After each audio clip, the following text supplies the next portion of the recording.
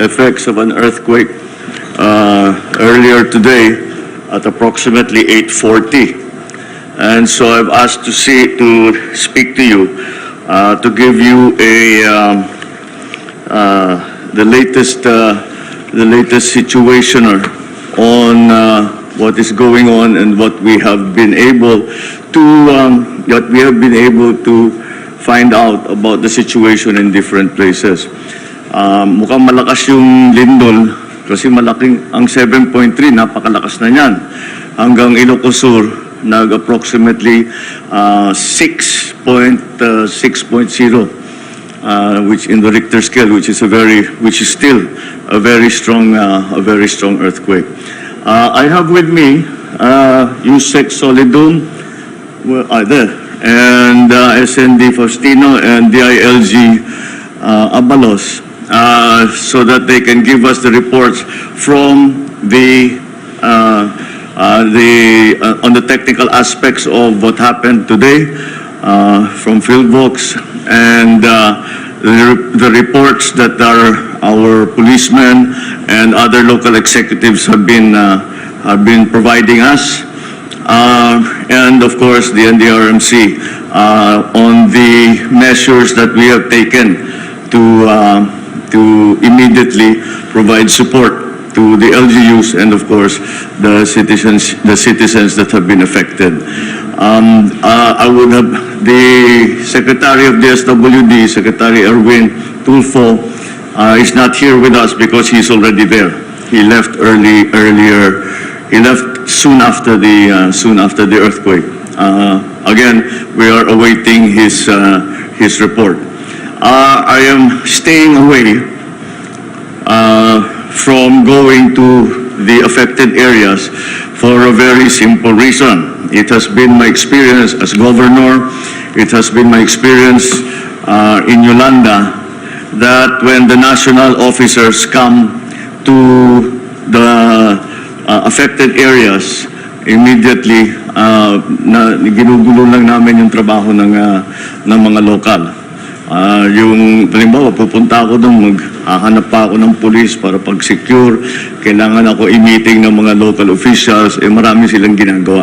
So I said, let them do their work, let us wait for them to tell us what is going to be, what the true situation is, and maybe I can schedule a trip, perhaps tomorrow, as soon as possible. So now I'll turn the floor over to Yusek Solidum so he can explain to us exactly what happened in Abra this morning. Thank you. Thank you, Mr. President. At exactly 8:43 this morning, a magnitude 7.0, initially rated at 7.3, occurred in Abra. And the depth of the earthquake was 17 kilometers, so not so deep, shallow. And because of the magnitude of the earthquake, we consider it as a major earthquake.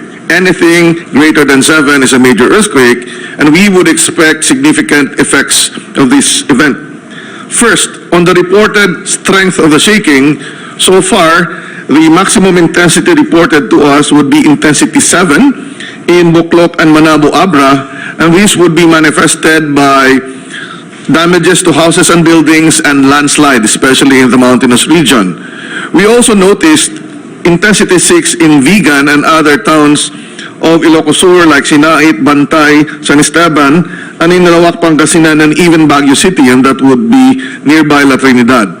The reason why there was significant damage in Vigan is that the foundation of the city is essentially sandy because of the big river that would flood the area from time to time. So there was amplification of the shaking, and many of the churches and historical buildings were damaged. Now, landslides are a problem, especially not only for earthquakes but during rain. So we have to make sure that areas that are affected by landslide and starting or incipient landslide should be avoided. Towns should actually investigate houses and buildings that were damaged to see if they can still be usable, and even those that don't have very obvious damage. So this will be the work po ng mga local engineer. there was a reported unusual wave in the coastal areas of La Union and Ilocos. This was not a tsunami po, no? Because a tsunami would be very high waves because of the uplift of the ocean floor due to an earthquake in the ocean. What happened was there was shaking of the island and the water, coastal water was shaken, so there was a minor seawater oscillation. Some of the waters actually entered some of the river. Mr. President, yun lang po report natin. All right, so that is the initial report from PhilVox on what has happened. Siguro next I will ask Secretary, unahin natin ng DLG because I want to hear also, hindi ko pa narinig ang mga report na galing sa mga local government at saka sa mga police natin. So maybe Sec Benher, you can brief us on what they have reported to you. Magandang hapon po, Mr. President, at sa lahat po ng mga nanonood, nakikinig po ngayon. Ito pong mga data na ito po'y kinumpile po natin. Ito'y galing sa mga local chief executives ng mga LGUs and of course galing sa PNP at galing sa mga fire. Kinos-reference po namin ito nang sa ganoon ay talagang ito'y exact po at tama. Ang affected regions po ay 1, 2, and CAR. 15 provinces are affected, 15 cities, 280 municipalities, 6,756 barangays. Ang initial reports po are there are road closures in some parts of Abra, power interruptions in Abra and Benguet, intermittent communication lines in Region 1, landslide in some parts of CAR, minor damages in other regions. Ito po ang initial report sa CAR. 29 municipal roads were damaged. 3 bridges in Abra are also reported to have been damaged. 173 buildings, both private and government, were also damaged. 58 reported landslides, most of which occurred in Abra, with 31 reported landslides. 60 injured. And so far po, 4 po ang nabalita ang nasawian ng buhay, 4 deaths. Of these 4, 2 are in Benguet, 1 each in Abra, and Mountain. 2 in Benguet, 1 in Abra, no? Yung sa Mountain Province po, Ang cause niyan, pagguho ng lupa. pagguho po, opo. Sir, if I might also add, Mr. President, no, para lang, sandali lang po, para lang pong maano po natin, ito lang po. Karamihan kasi pagguho eh. Yung unang casualty sa La Trinidad, natabunan ng lupa eh. Mukhang ganun din eh, kasi doon sa mga highland areas, yung lupa. Yes, sir. Mga lupa po. Sir, i-breakdown ko lang po, So, lumalabas sa Abra ay 3 tulay, 3 bridges. Sa buildings, ito lang iaano ko lang, sa Baguio, 33 were affected. Tapos 59 dito po sa Abra. Sa Apayao, 2. Tapos sa Benguet, 62. Pagkatapos po sa Kalinga, 7. And then sa Mountain Province 10 po. No? That's a total of 173. And of course, ang pinakamaraming landslide reported ay dito po sa Abra with 31. No? Ang mga injured po, pinakamarami din po sa Abra, sir, at 44. No? At yun po ang report po namin. Nakadeploy po ang mga kapulisyahan at mga bombero po at ang mga disaster risk na mga LGUs po sa mga lugar na ito.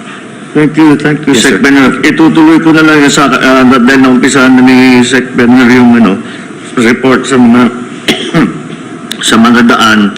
I've also received a initial report from the Department of Public Works and Highways on the condition of the roads in and out of the area, national roads especially.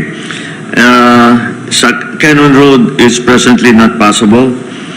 Palispis, yung Palispis area ng Marcos Highway is not possible. The Benguet Nueva Vizcaya Road as of now is not possible. Kilometer 302 to 700 Poblacion Bukod Benguet is also not possible. Baguio Itugon, not possible.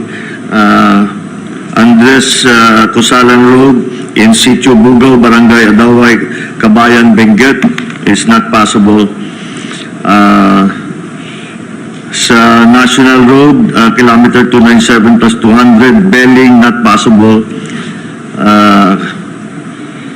Poblacion, Kibungan, collapse, not, sa Benguet pa rin ito. Kilometer 313, basta not possible. Upper Kalinga, sa bandang Pail is not possible. On the road going up from Kalinga to Abra, Pantikan to Bablasang, Balbalan is not possible. Lubuhagan, Batong Buhay Road is not possible. Ifugao, the Banawe, Hunduan, Benguet boundary road is not also possible. However, there are other roads like the Palispis Marcos Highway, one lane is possible now. Baguio Bontoc Road, pwede na one lane. Benguet Nueva Vizcaya, one lane. So dahan-dahan nabubuksan naman. What was not possible, we have already been able to clear some of them. Hindi, unless kasi basta hindi na mamabagsakan ng malaking bato at lupa lang ang bumaba, ay hindi naman mahirap na i-clear yan. Kaya I anticipate by the end of the day, the majority of these roads that I have mentioned as being not possible should already be available for use to us. Now I'll give the floor to SND Faustino on the report from the NDRMC. Yes, sir. Thank you, Mr. President. Magandang hapon po sa lahat. Ang reports po na ito ay halos kaparehas din po nung kay Secretary Abalos. Ganyan man, dito ay I will give emphasis doon sa ano na ba ang mga ginawa natin as a result of the earthquake. Ang actions po taken by the NDRRMC, agad po ay nag-convene ang ating NDRRMC. Nagkaroon po tayo ng emergency meeting through VTC with concerned regional directors ng mga naapektuhan ng mga region at mga probinsya. And we already issued a directive issued to Luzon regions regarding the reiteration of response actions. The OCD also issued 2 emergency alert and warning message. We also, in coordination with PhilBox, the quick response teams to be deployed for field assessment. As mentioned by the President, DSWD Secretary is already in the affected, already in Abra for the relief assistance. Of course, yung Armed Forces of the Philippines prepared assets for mobilization already. We are talking about air assets, and we could add more kung kinakailangan pa. But we have a number of assets air already, sir, in Subic kung kakailanganin pa, sir. Then, of course, the available relief items from the Office of Civil Defense is already ready and prepared. At sakaling mga ilangan ng ating mga LGUs dahil meron namang mga nakaposition na, preposition na mga relief goods doon sa lugar na to. Right now, the rapid assessment is ongoing on the following: status of roads and bridges as reported kanina, status of critical lifelines and infrastructures, status of houses, total affected population, the immediate needs, and as we speak, ongoing ang road clearing operations, and ongoing data gathering and submission of situational reports. Thank you, Mr. President. Thank you, Secretary. So that is the general situation as we know it for now. Pagka ganito, ang lagi kong inaalala kaagad yung kuryente at saka yung tubig. Because that's always the immediate, dahil yung kuryente kailangan sa communication and the communications, but the communications is dependent on the availability of the power supply. Ang report na nakukuha natin, nagtanong ako, kasi generally rural area naman ito, so hindi siguro dapat maging problema ang water supply ng tao. pati pagkain, dahil naman hindi naman na iba naman ito sa Bagyo, palagay ko may available na pagkain. Wala pa tayong report kung kailan ibabalik ang kuryente. Dahil ang nangyayari diyan, kailangan nilang tignan lahat ng mga linya at kasi basically walang short. Yung dati na yung lagi natin ay may pinadala na meron silang emergency na mga cell site. Yung smart wala pa kaming narinig, ngunit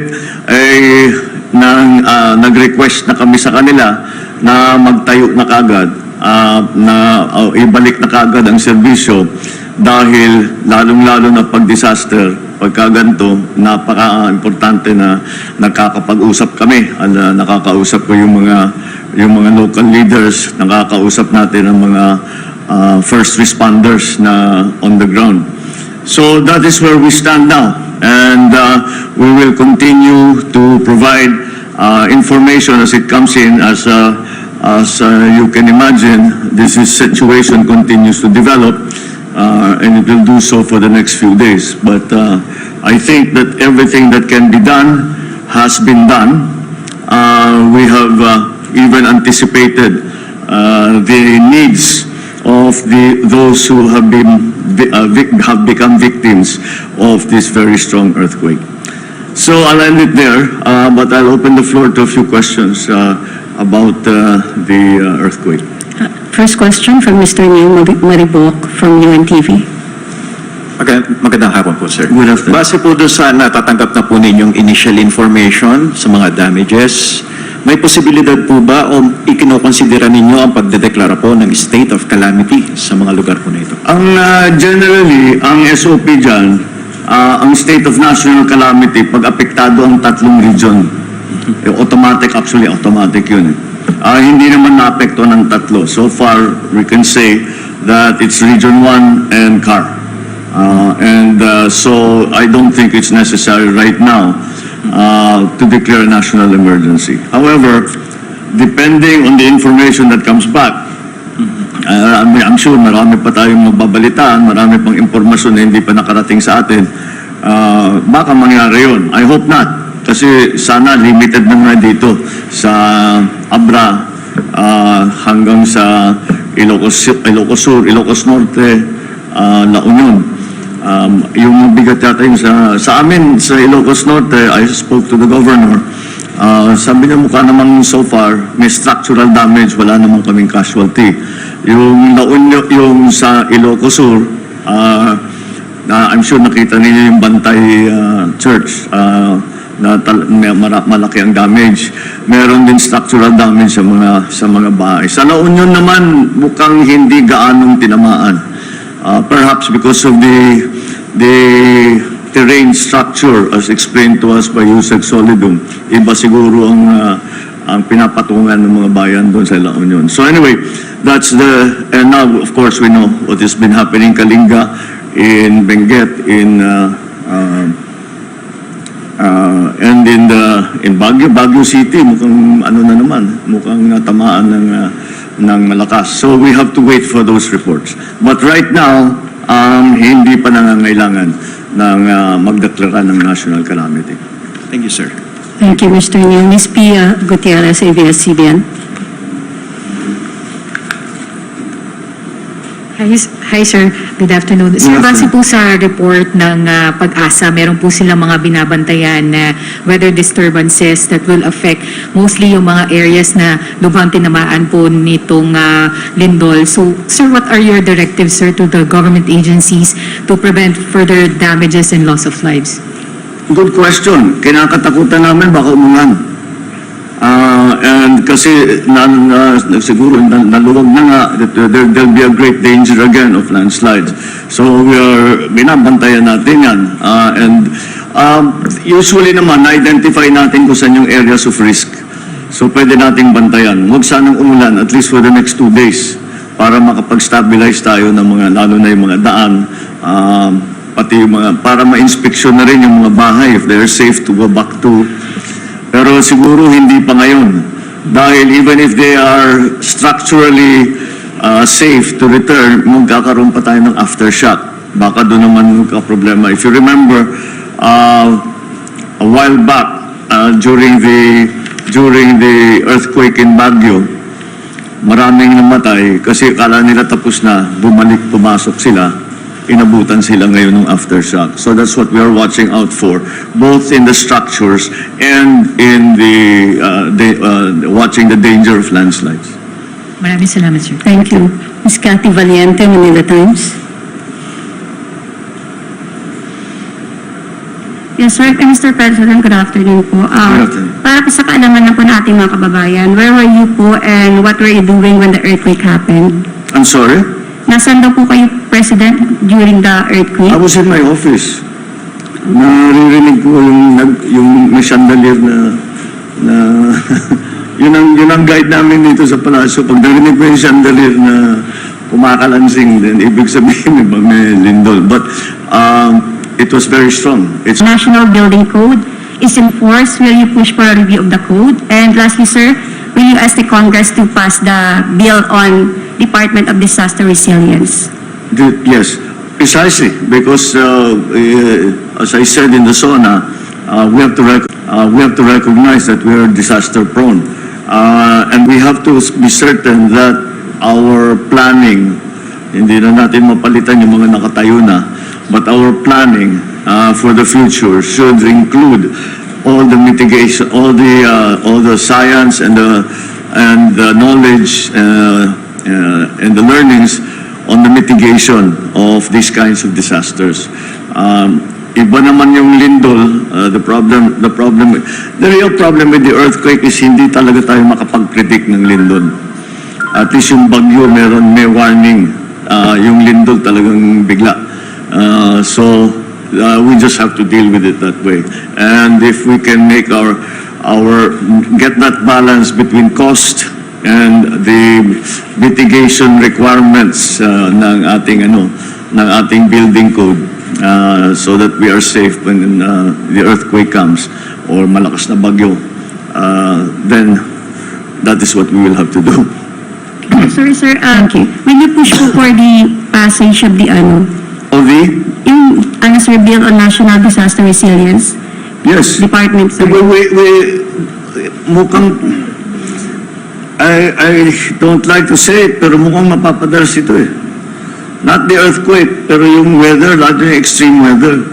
Kahit hindi bagyo, yung masyadong nakikita nyo sa Europe, nakikita nyo sa Amerika, baka naman abutan tayo ng ganyan, yung napakainit masyado. So these are the things that we have to be careful. We need more capability than we have now. Magaling na tayo sa bagyo, marunong na tayo sa lindol. Pero ang mga dangers the dangers that the effects of climate change present are different. That's why we need a specialist agency. Thank you, sir. Thank you. Ms. Tuesday New, DZWB. Good afternoon, Mr. President. Good afternoon. Apo, so far po, nabigyan niyo na kami ng initial scenario ng ongoing relief and disaster response operations. Saan po ang extent ng assistance na pwedeng ibigay ng national government sa mga affected residents, lalo na po yung mga nagiba ang bahay, bumagsak ang bahay? Papagawa din po ba yung kanilang mga bahay, sir? Papagawa yung Mga bahay na nagiba? tutulong kami, siyempre. The immediate, lalo na sa lindol, ang immediate concern is shelter. Yes. Kasi nga, kahit na titignan mo yung bahay, mukhang that kailangan muna ma-inspeksyon yung kanilang mga bahay. At bukod pa doon, kailangan muna natin antayin na medyo matapos na yung mga aftershocks. After which, magte-taper off. So, antayin na natin yung ilang araw. In the meantime, it is up to us, the government, to provide shelter for them, to be able to feed them while they are in the shelters, and to inspect their residences, their places of business, para makita natin kung pwede na silang bumalik, pwede magtrabaho ulit, pwede na bumalik sa kanilang mga bahay. follow-up lang, sir. May panawagan po ang FIBOX kaninang umaga sa local government units na seryosohin po yung pag-inspeksyon sa mga residential houses, not just buildings and other establishments. Would you issue a directive po sa DILG na gawin po itong at least regular inspection sa mga residential houses sa kanila? Sa building at sasabihin safe ito pag nagkalindol hanggang Richter scale 6, pwede ito. Hanggang ganito, hindi, wala tayong, sa local level, wala tayong ganun, kaya hindi nagagawa. So, we will just have to, I think the better way is to educate people na wag kayong magtatayo ng bahay sa delikadong lugar. Make sure that maayos yung mga materials na ginagamit at maging matibay para pag sakali mang magkalindol o magkabagyo o ay hindi naman kayo mabiktima. So yes, it's something that we would like to be able to do. We have yet to have the capability to do it extensively. Sa urban areas nagagawa, pero sa rural areas hindi gano'n. Thank you, sir. Maraming salamat. That's all for today, Mr. President. Yeah? Yeah. That's it? All right? Oh, there's one more. Oh, yes, okay, go ahead. One. Thank you. Thank you, Mr. President. Katrina Domingo from ABS-CBN News. Mr. President, we have an initial assessment regarding the cost of infrastructure and agricultural damage incurred after the quake. Wala pa. We haven't yet got the estimates. That will take some days. Kasi kailangan yung mga sa agriculture, yung mga upag, mga MAO, kailangan iikot yan sa lahat ng lugar. Again, ang worry ko dito ay hindi yung tanim, kung hindi yung irrigation systems, kung ano yung nasira.